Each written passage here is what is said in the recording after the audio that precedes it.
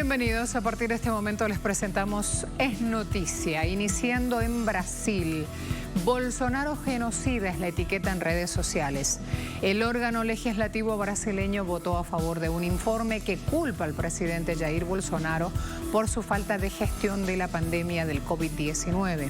El documento presentado supera las 1000 páginas y señala que Bolsonaro tiene responsabilidad en crímenes contra la humanidad, uso inadecuado de fondos públicos, incitación al crimen y prevaricato.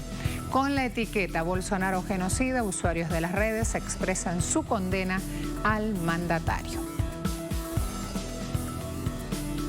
Es noticia Ecuador, protestas y represión. Si mañana las manifestaciones persisten, pues mantendremos el control. Esto dijo en la víspera el presidente Guillermo Lasso tras la jornada de movilización en todo el país. Las voces se han pronunciado contra su gestión.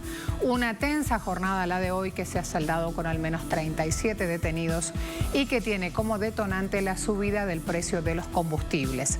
La población denuncia abuso policial e informa la muerte de un periodista en la provincia de Cotopaxi. En noticias Estados Unidos, siguen bajando los stocks, se profundiza el desabastecimiento. La causa de esta coyuntura tiene viejos y nuevos factores que les contaremos en nuestro análisis.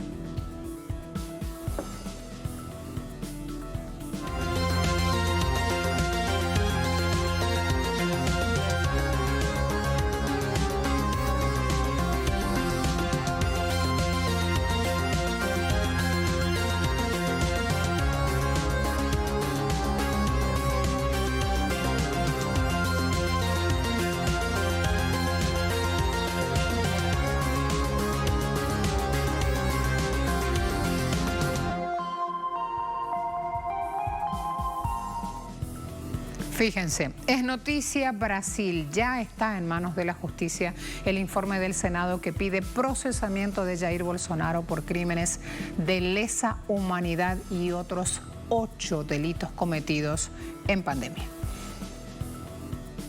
Un grupo de senadores entregó este miércoles el informe aprobado a la víspera en el Senado al fiscal general del Estado, Augusto Aras, y al ministro del Tribunal Supremo Federal, Alexandre de Moraes. La comisión que investigó la gestión del gobierno durante 6 meses en el contexto de la pandemia solicita que Jair Bolsonaro sea procesado por crímenes contra la humanidad, infracción de medidas sanitarias, charlatanería médica, incitación al delito, falsificación de documentos, uso irregular de dinero público, prevaricación, epidemia con resultado de muerte y atentados contra la dignidad del cargo.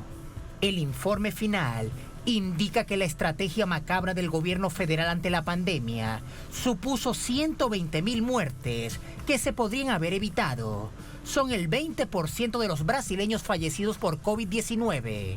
En este sentido, la comisión pidió que se haga justicia. 600.000. Son más de 600.000 vidas perdidas, un caos estatal del sistema sanitario. Queremos confiar en el trabajo de la Fiscalía General, en los medios del Ministerio Federal, porque la gente no quiere venganza, la gente quiere justicia. Y para que las personas que son responsables o que posiblemente contribuyeron para que esto aconteciera, pasen a ser juzgados. El fiscal general, designado por Bolsonaro y aliado suyo, será quien decida si presenta o no cargos contra el mandatario. Aún así, asegura que ya se adelantan investigaciones.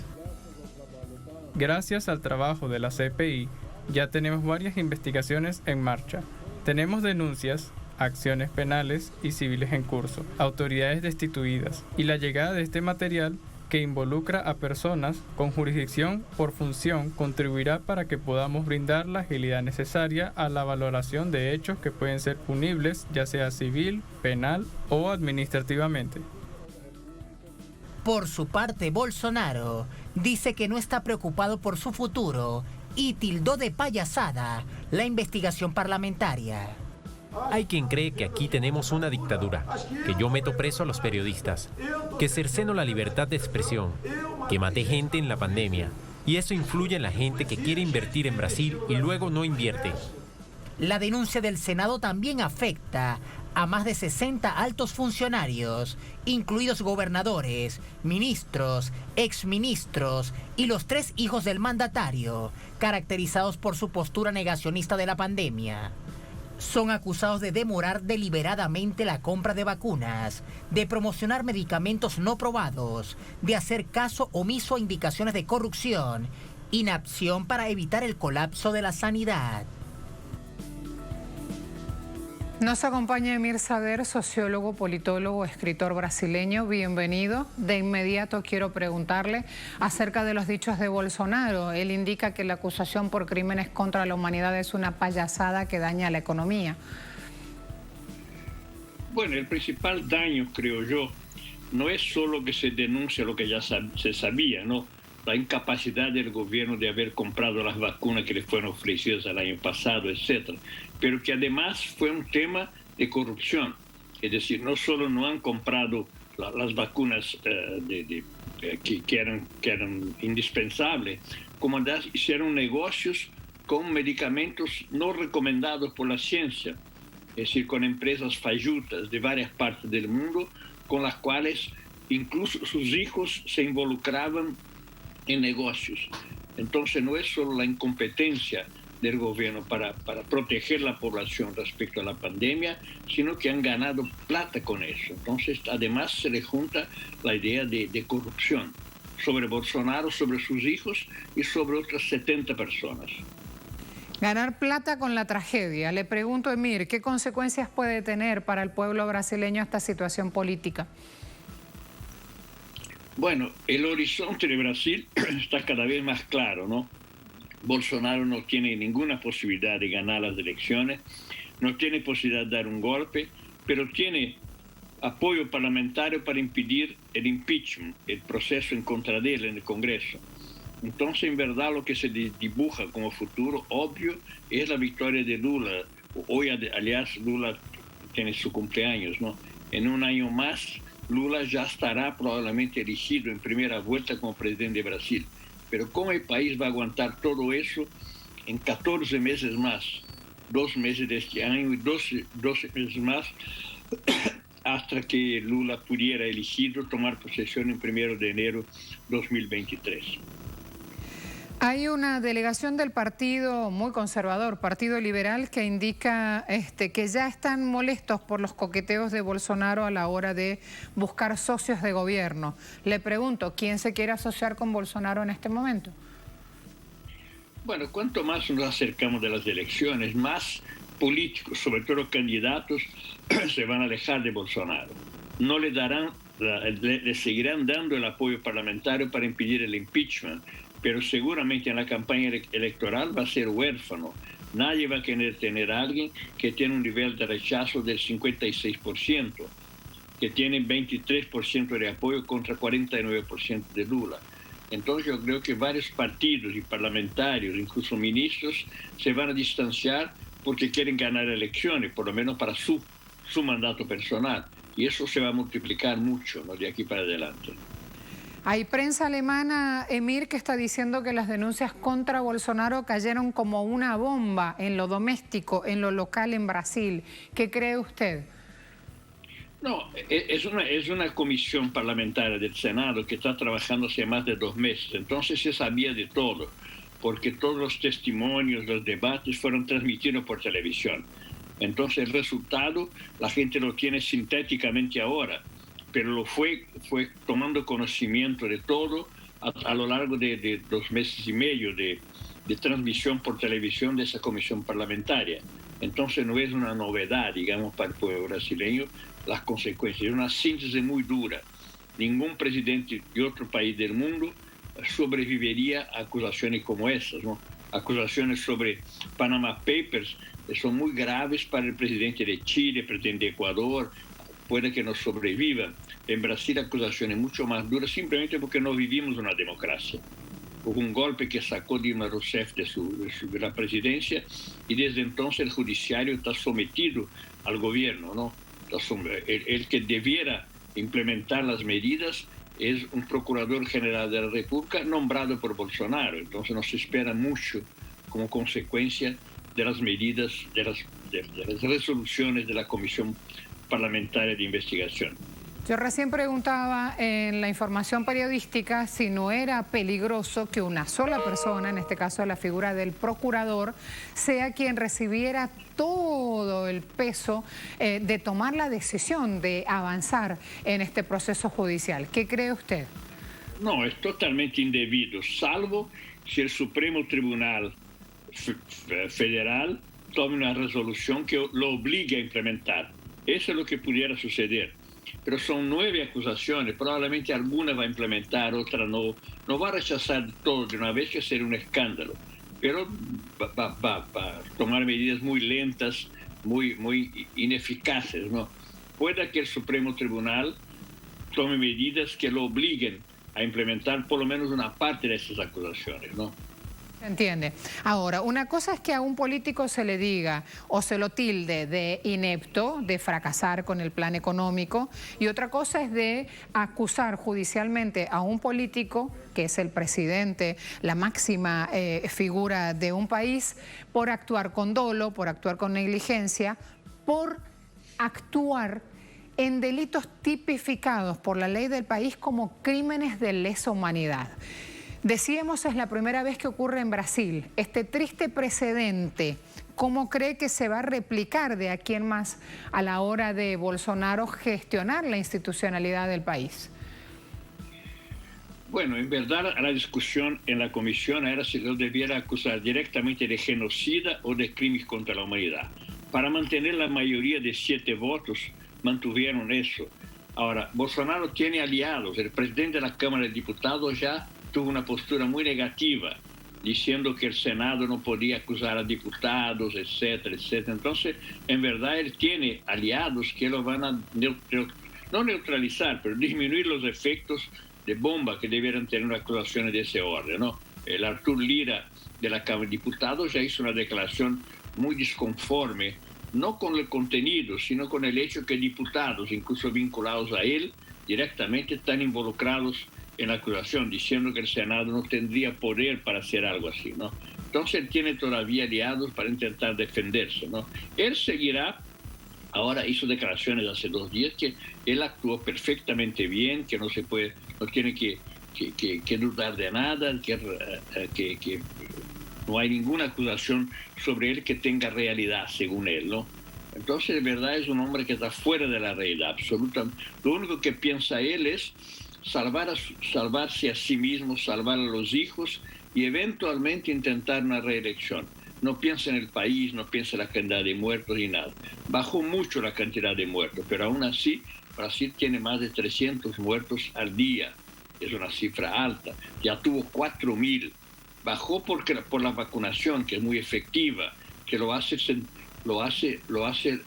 sector público de salud. Pero aún así es un nivel muy alto, pero eso no lo menciona nunca.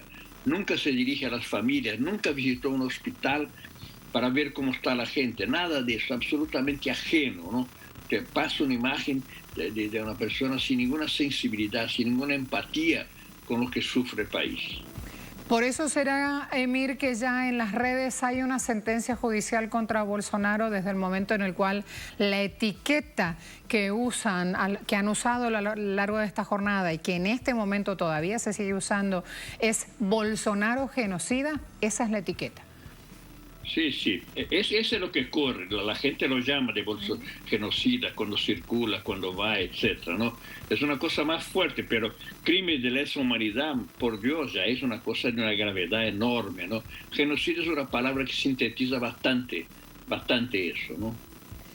Hay algo más. Cuando yo le pregunté a lo doméstico y fuera del país cómo se ve este tema, primera vez acusado de crímenes de lesa humanidad un presidente de Brasil, me refería a los pronunciamientos también en redes. Leo en este momento un tuit de Fabiana Medina, uno de los tantos que elegí al azar, que dice: mira Iván Duque, refiriéndose al presidente de Colombia, lo que le viene a tu nuevo mejor amigo por matar a su propio pueblo. La etiqueta que usan es Bolsonaro genocida.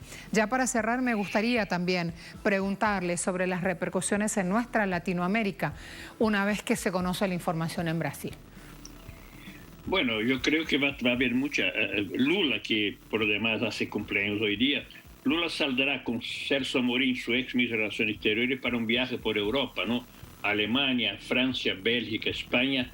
Seguro que todos lo quieren recibir. Va a ser recibido como jefe de Estado, ¿no? Y con ese informe todavía más, porque el repudio, la imagen de Bolsonaro es la peor imagen que jamás ha tenido un jefe de Estado en el mundo, por lo menos de Brasil, ¿no? Entonces yo creo que eso refuerza ese desgaste enorme que tiene Bolsonaro. Vino Iván Duque y vino el presidente de Guinea, los dos únicos que estuvieron con él. Nadie más lo invita ni viene a Brasil, ¿no? Entonces el aislamiento actual ya es enorme, ¿no? Emil Sader con nosotros. Gracias, como siempre, por sus conocimientos, por su paciencia, por la docencia. Gran abrazo. Igualmente. Es noticia Ecuador, protestas y represión. Si mañana las manifestaciones persisten, pues mantendremos el control. Esto lo dijo en la víspera el presidente Guillermo Lasso. A la vuelta de la pausa, ampliamos.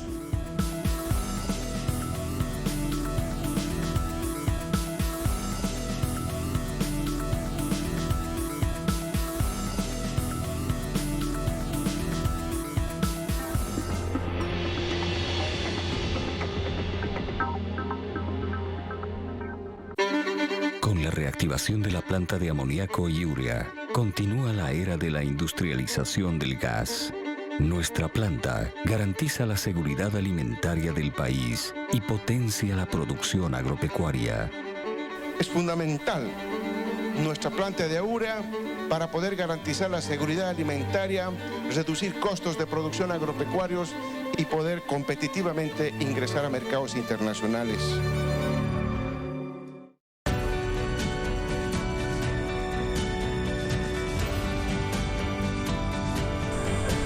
Porque Telesur siempre da más.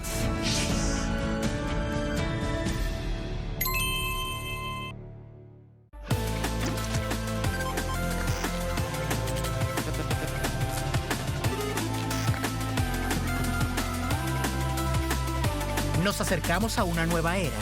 Las tendencias tecnológicas y el despliegue masivo de nuevas redes es apenas el comienzo de lo que nos depara esta nueva década. Atomun. Viajeros del saber, el futuro es hoy.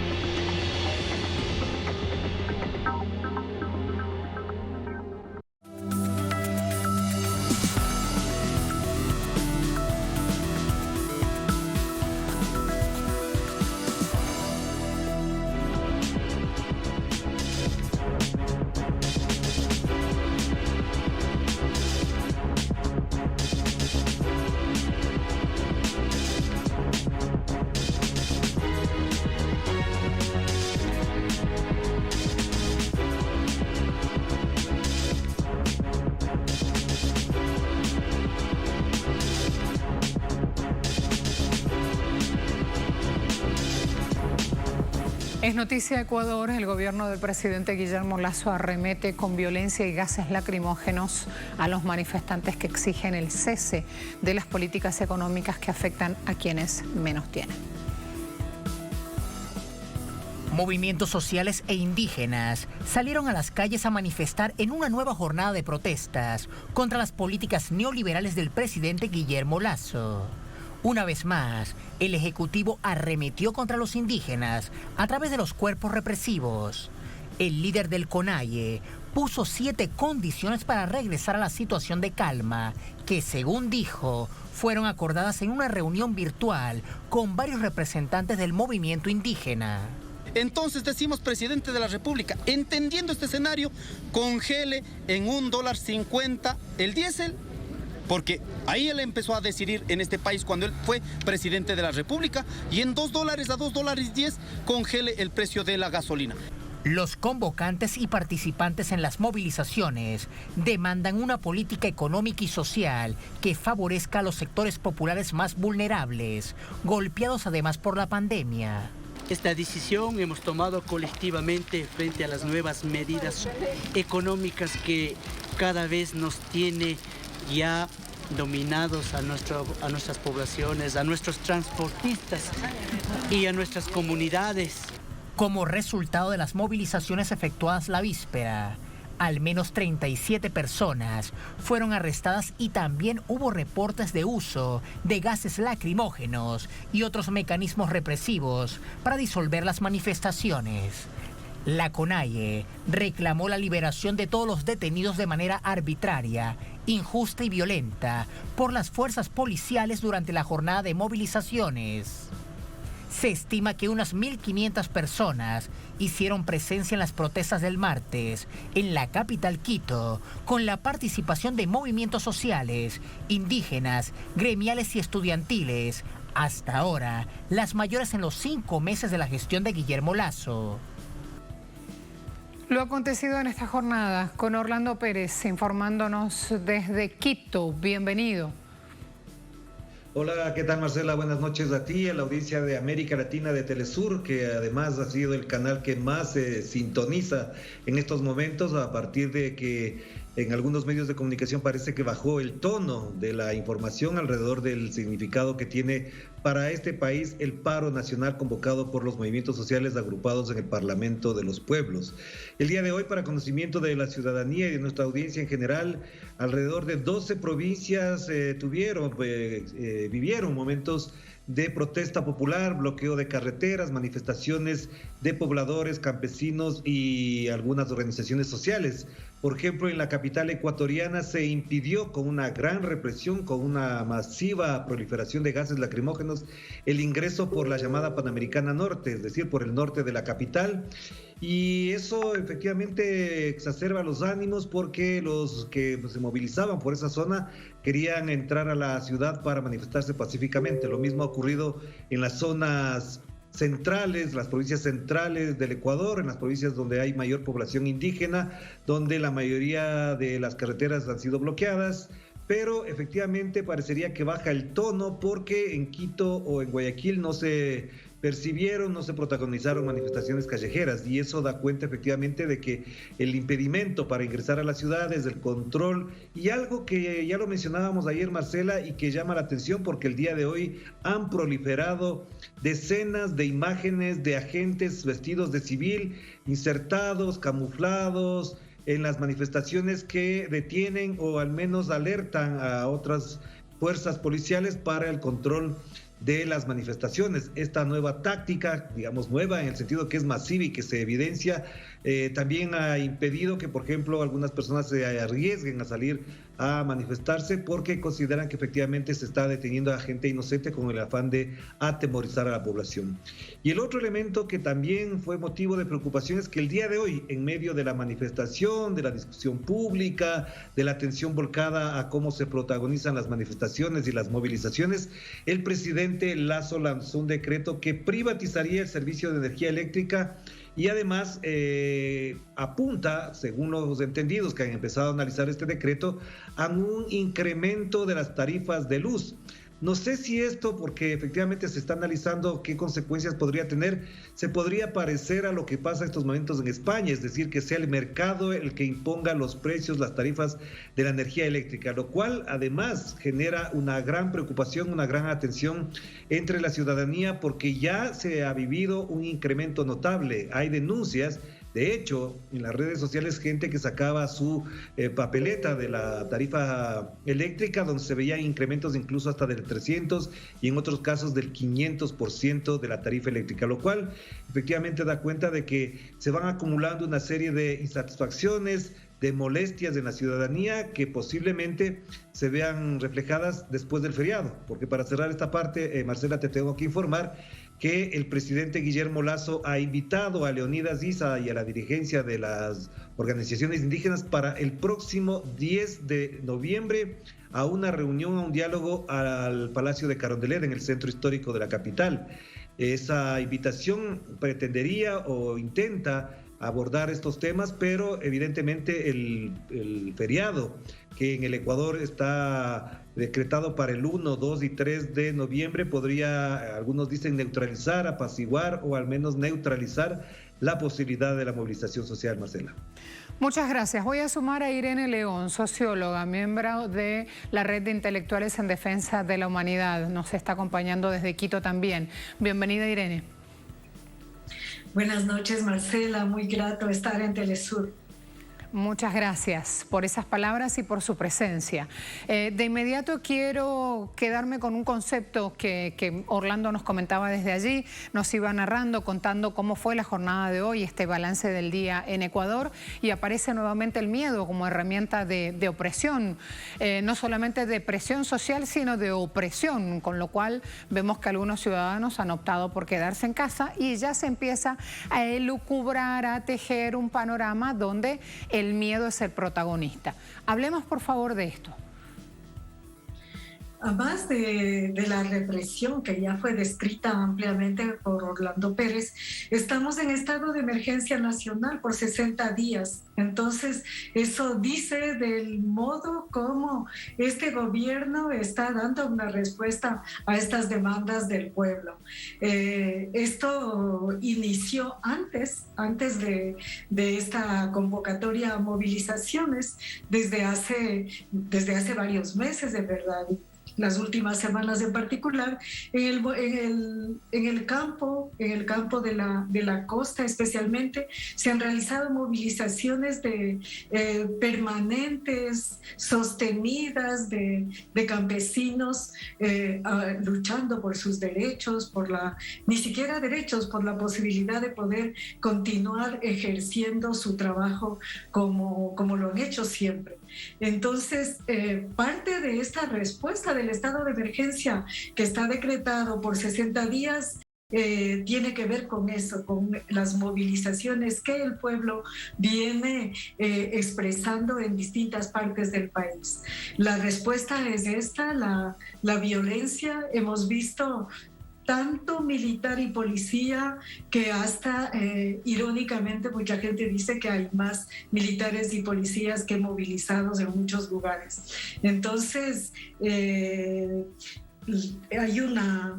una disonancia, digamos, entre lo que pide el pueblo, las organizaciones, las demandas populares y lo que hace el gobierno, puesto que sin atender a nada, sigue con su agenda. El anuncio de este decreto 238 hoy mismo para privatizar las hidroeléctricas y las termoeléctricas es una respuesta que explica cómo el gobierno sigue con lo que se propone. Es más, como lo decían ya en la noticia, se anuncia también que habrá una privatización de la provisión de los servicios. Entonces estamos ante una toma de medidas absolutamente contrarias a lo que el pueblo está reivindicando en todo este país movilizado. Por otro lado, el gobierno, el propio presidente Lasso, no responde ni siquiera a las instituciones, no responde a las convocatorias de la Asamblea, hace otra cosa y al fin ha anunciado que saldrá del país para asistir a la COP26 entre este fin de semana e inicios de noviembre. Entonces es una situación verdaderamente sorprendente, la de no respuesta y mientras habla de diálogo, claro, e incluso está en negociaciones con algunos de los sectores, supuestamente. No hay respuestas para el pueblo. COP26, estamos hablando de que va a ser en Glasgow, que va a tener que salir del país para ir a suelo europeo y resulta, Irene, que cuando voy a chequear medios de comunicación de suelo europeo, en este caso la Deutsche Welle desde Alemania, tienen un titular a esta hora que dice: el futuro de Lasso en manos de los indígenas. Los pueblos originarios de Ecuador ya han derrocado a 3 presidentes. Ahora Lasso, cuestionado por los papeles de Pandora y la escalada de criminalidad en 5 meses de mandato, está en su punto de mira. Y yo digo, apuntan a la CONAIE, y nosotros sabemos, y hay evidencia que lo prueba, que CONAIE está patrocinada, financiada por organismos estadounidenses. Entonces, ¿qué está pasando que ya desde suelo europeo abordan así la noticia? Creo que ir a ese punto de análisis es muy interesante mientras Lasso se prepara para despegar con su avión rumbo a suelo europeo. Así es, y sí, es una organización importantísima de este país, una organización histórica que en los últimos tiempos, ya más de 10 años, ha sido afectada por un fraccionamiento. Y sin duda, la CONAIE como organización de los pueblos que todavía beneficia de la confianza de las bases que se movilizan creyendo en un proyecto, vive lo que usted ha descrito, digamos, esta escisión, esta división, estas diferencias. Hay distintas corrientes internas incluso. Y su brazo político, el movimiento Pachacuti, está en negociación con Lasso. Entonces, eso beneficia sin duda no solo a Lasso, sino al proyecto neoliberal, a este proyecto de las élites que no es tangencial, es un proyecto sostenido que está en el poder, que ha llegado a apropiarse del poder y que, contrario a la institucionalidad, a la Constitución, a todo lo que rige en el país, mantiene su proyecto, como hemos podido ver en estos días, por la fuerza. Entonces vemos que en ese mismo movimiento, en esta organización por lo menos, su brazo político que preside la Asamblea Nacional incluso, está negociando permanentemente con Lasso, y por otro lado también este otro sector que está liderando estas movilizaciones. En 2019, que ya sucedió lo mismo, las movilizaciones del pueblo, que fueron importantísimas y convocantes, es decir, que desbordaron la capacidad de convocatoria de una organización, sino que fue los movimientos populares, el propio pueblo que por iniciativa se movilizó. En fin, concluyó estas movilizaciones de 2019 con una negociación entre esta dirigencia y en ese momento el presidente Moreno y otros actores del poder que llevaron a una conclusión sin salida, porque justamente volvemos años después a las mismas reivindicaciones, a la misma lucha, pues no cambió nada luego de esta negociación entre esta dirigencia y el poder neoliberal. Entonces es una situación compleja la que se vive en Ecuador, porque efectivamente el pueblo, el movimiento popular, las organizaciones de base sí están movilizándose para proponer una solución más estructural, una salida de largo alcance a esta crisis que no es tangencial. Y por otro lado, hay esta situación de algunas organizaciones nacionales que tienen este tipo de doble actuación o doble discurso que sin duda le da una oportunidad y tiempo al gobierno para manejar las cosas. En cualquier caso, se mencionaba el tema de los papeles Pandora en los que está involucrado Lasso. Sin duda, todo lo que sucede en estos días ha permitido aplacar la sanción que debería venir para él, puesto que en Ecuador esto es ilegal. Los funcionarios públicos y sobre todo alguien de alto nivel no puede tener estas inversiones en guaridas fiscales como él ha reconocido públicamente tener. Hay un tema aquí sumamente interesante y es que decías, Irene, esto ya antes ha pasado, esto se repite, la historia de hecho lo muestra, es cíclica, y aquí tenemos una unión ombligo-Estado y del otro lado, al final del cordón, las transnacionales. Por allí viene justamente ese hilo que es imposible de romper, por lo tanto esta historia se repite. Creo que vale la pena también hablar del capítulo transnacionales cuando estamos abordando que Lasso no oye a los sectores sociales que a los de a pie le van pidiendo, le van exigiendo cambios que no está dispuesto a ceder. Claro, justamente es ese el proyecto que está en el poder, el proyecto del capital financiero al cual Lasso no solo responde, sino que es parte de. El capital financiero es el que beneficia de todo lo que sucede en este país, principalmente el poder corporativo de las transnacionales que han regresado ya a gobernar, digamos, los recursos naturales y para quienes hay solo aperturas. Han habido cambios que se han operado en estos últimos años que liberan completamente la acción del mercado nacional y transnacional.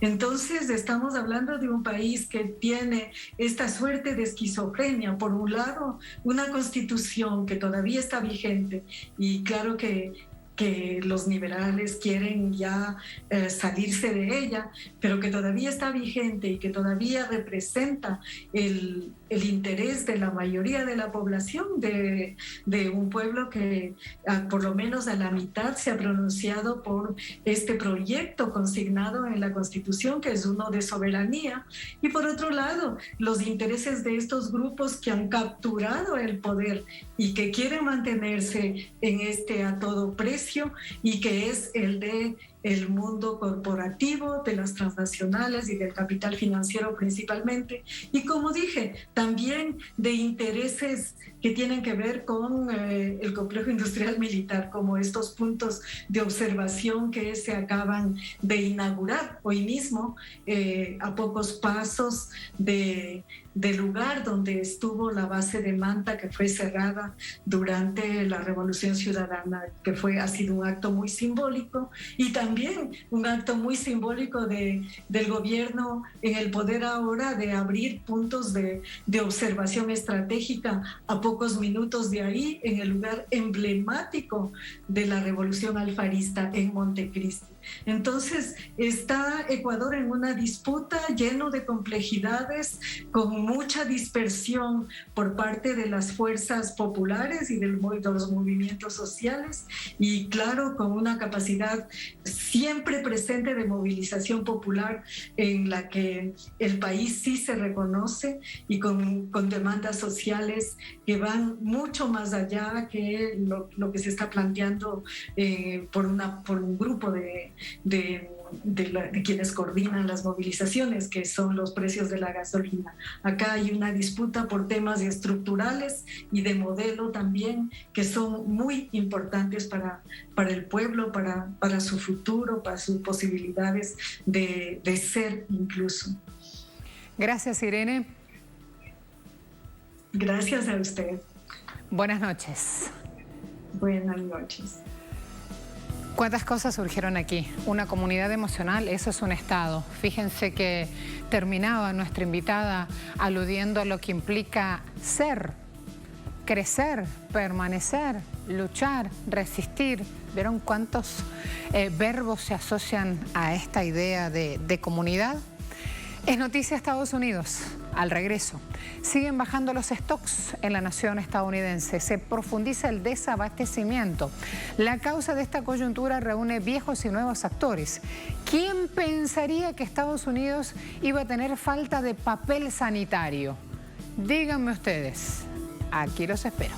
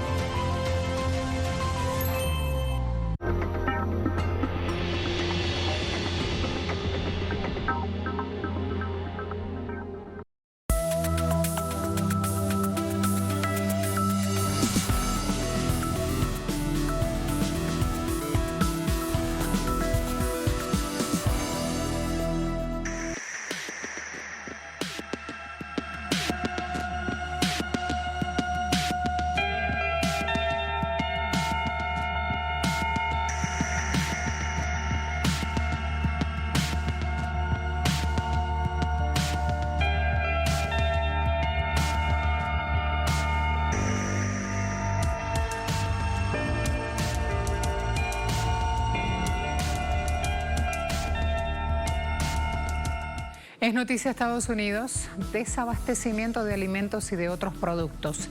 Está agravado por estos días, hay caos en los principales puertos del país y esto muestra el mal momento por el cual atraviesa Estados Unidos.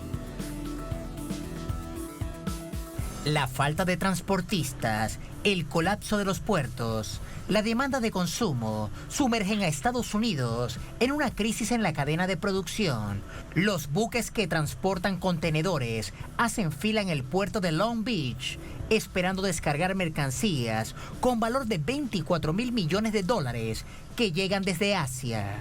Las razones son la falta de mano de obra, las condiciones deficientes de los puertos e infraestructuras. Además, el temor a contagiarse de COVID-19 en el trabajo, las jubilaciones anticipadas durante la pandemia y el cambio de mentalidad en la fuerza laboral que se cansó de los bajos salarios. A su vez, la inflación alcanzó nuevos máximos en julio y septiembre de este año, con precios al consumidor de 5,4% interanual, la más alta en 13 años. Por otra parte, el índice de precios que rastrea el gasto del consumidor subió a 4,3% interanual en agosto, un máximo de 30 años. Por su parte, el presidente Joe Biden exigió a los puertos trabajar las 24 horas si hace falta para descargar los contenedores. Sin embargo, esta medida no causó ningún efecto. Los puertos persisten con el colapso y la descarga de mercancías podría demorarse hasta 12 días. La recuperación de la economía del país después de la pandemia representa un desafío serio. Esto significa para la administración de Biden que la Casa Blanca y los legisladores tienen mucho trabajo por hacer para que los indicadores se encarrilen. Economistas estiman que esta crisis en el país del norte apenas empieza, pues la temporada de compras por el Día de Acción de Gracias y Navidad se acerca y podría profundizar los problemas. Incluso consideran que la escasez se prolongará hasta el año próximo y que el exceso de consumo, consecuencia del sistema capitalista, está entre la causa del problema. Les presento a Benjamin Norton, periodista estadounidense, nos está acompañando desde Managua. Benjamin, bienvenido. Aún fresquitas las imágenes de Trump lanzando rollos de papel sanitario en Puerto Rico, ¿lo recordás? Y sin embargo hoy vamos a los mercados y vemos que las estanterías están vacías. ¿Qué claves tenemos que conocer para entender este fenómeno?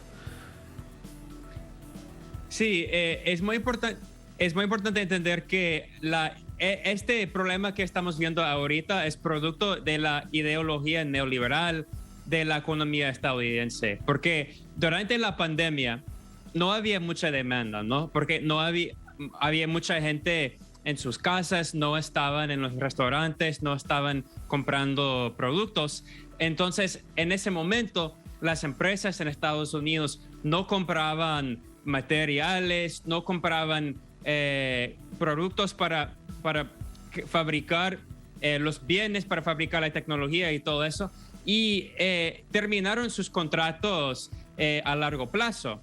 Y cuando terminaron sus contratos, ahora la economía está abriendo de nuevo y hay gente como comprando cosas en los negocios y los restaurantes están abiertos, pero hay una falta de materiales porque terminaron los contratos y en lugar de hacer contratos a largo plazo, compraron todo en el mercado al contado. Es decir, que día a día, si una empresa necesita un producto, si necesita materiales, compra lo que necesita en el mercado al contado en ese día, pero no hay contratos a largo plazo. Entonces, eso significa que cuando hay mucha demanda, como ahorita, porque la economía está abierta, hay una falta de productos, y esto es producto de esta ideología neoliberal que dice que no necesitamos planes, solo podemos comprar lo que necesitamos hoy y mañana y el próximo día. Es una falta de estrategia económica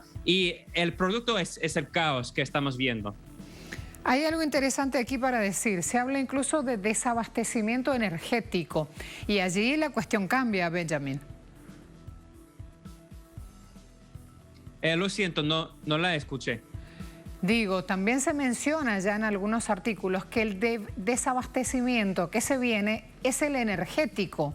Y digo, ya la cuestión cambia, porque una cosa es no tener rollo de papel sanitario y otra cosa es no tener petróleo, no tener gasolina, no tener aditivos para mover el ciclo, la rueda económica del país.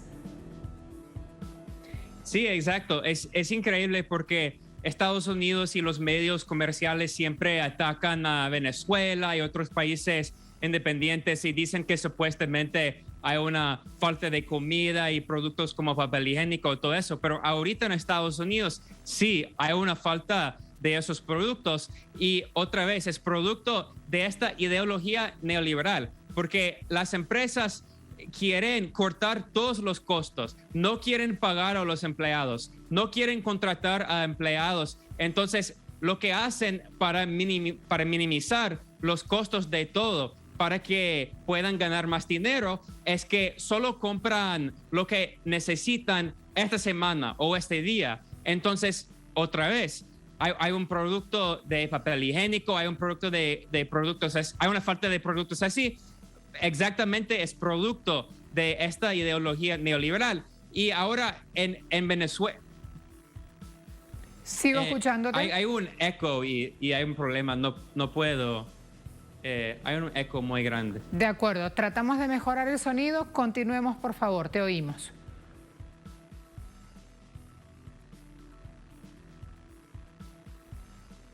Benjamin, quiero asegurarme que puedes oírme.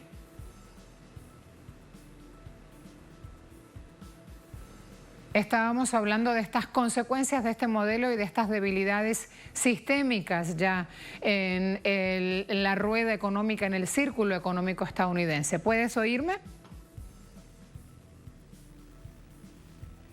No, vamos a tomarnos un segundo más con Benjamin a ver si podemos mejorar ese audio y desde aquí se vienen conmigo y les voy contando.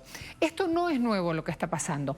El puerto de Los Ángeles es uno de los más grandes del país y es el que, justamente por su envergadura, por su tamaño, concentra la mayor parte, por decirlo así, de todos los grandes problemas operativos. Trabaja ya las 24 horas del día, así que cuando dice el presidente Biden, si es necesario vamos a trabajar las 24 horas, no, ya lo están haciendo.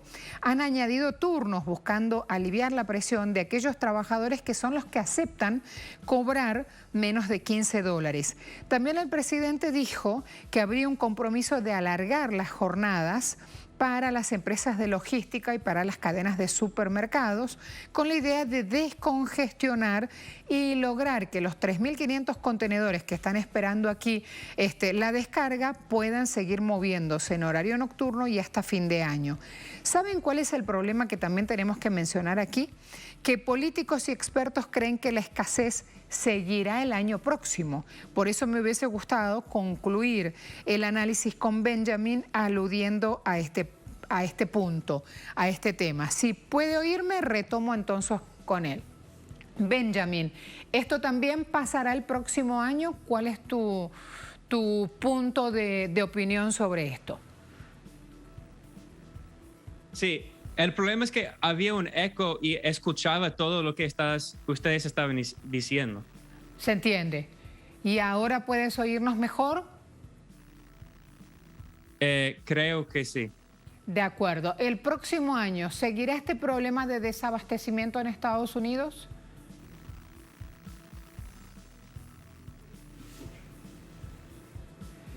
Nos quedamos ahí. Va a quedar como interrogante, va a quedar abierta la respuesta porque Benjamin no me oye. Y vamos a seguir abordando, por supuesto, esta cuestión. Decíamos, hay debilidades sistémicas que se unen a una coyuntura actual. Esto también es noticia. Esta vez pasa en Argentina. Jornada de este día. Se cumplieron 11 años de la partida física de Néstor Kirchner. Los dejamos con el video que publicó en redes sociales Cristina Fernández de Kirchner, actual vicepresidenta de la Nación Argentina, expresidenta de la Nación. Nos despedimos. Será hasta la próxima.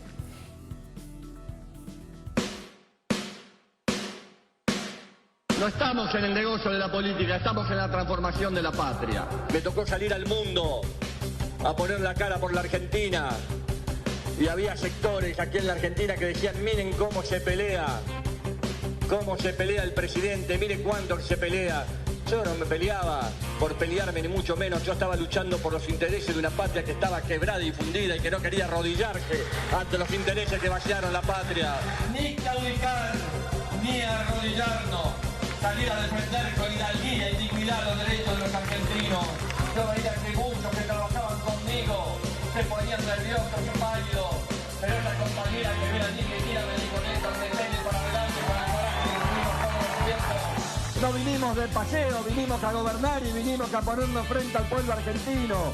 Y si hay que vivir momentos de tensión, y si hay que vivir momentos difíciles por defender la dignidad de la patria, por defender la inclusión social y por defender la reconstrucción de la Argentina, viviremos con este gobierno al frente todas esas tensiones que sean necesarias para que nuestro país pueda salir adelante.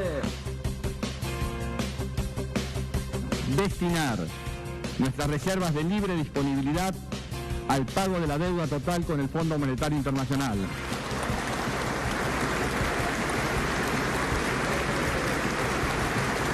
No le compren más al que aumenta, porque si le compran y aumenta, se van a creer que el pueblo argentino es cuestión de aumentarle y listo, demostrémosle. Aumentan, no le compramos nada. Vamos a dar una batalla nacional contra aquellos que quieren encarecer el producto para evitar que los elementos esenciales y alimentos esenciales lleguen a la mesa de los argentinos. Primero hay que comer en la Argentina y después exportemos para afuera, pero primero que coman los argentinos. Negociar con dignidad, con firmeza, pero primero la Argentina, primero la Argentina. Es hora que los argentinos también pesemos fuertemente en todos nosotros.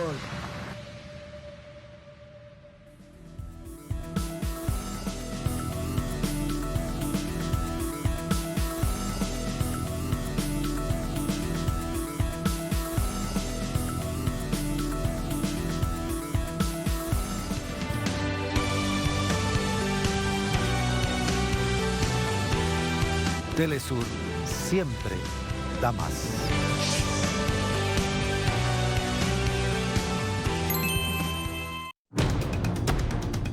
Actualidad en contexto.